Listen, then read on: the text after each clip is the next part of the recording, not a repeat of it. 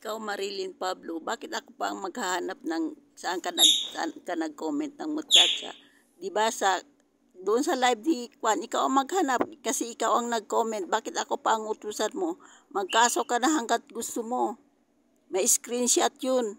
Maraming nakapanood yun. Hindi ka napatulan kasi mga muchacha lang kami. Yun lang, sabihin ko, magkaso ka na hanggat gusto mo, ikaw ang una. Matagal mo na akong nilalait sa una pa. Nilalait mo ako, aswang ako, mangkukulam ako. Diba? Kahit mga viewers mo, kahit sa live ni Kuya Bal, binabasa ako ng mga supporter mo. Kaya umayos ka. Magkaso ka na hanggat gusto mo. Kaso ka na.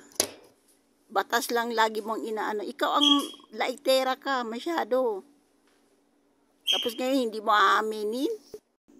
Basta alam mo yung, ikaw, mahilig ka manglait.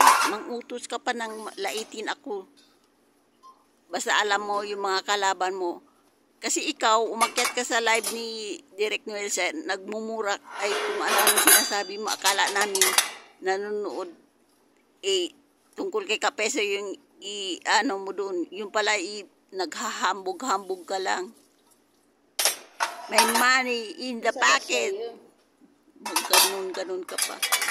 Kaya nga, buti pa si Kuya Bal, yung papunas niya ng $1 sa Singapore. Yun ang tunay na mayaman, si Kuya Bal, kasi yun ang pinagpunas sa $1.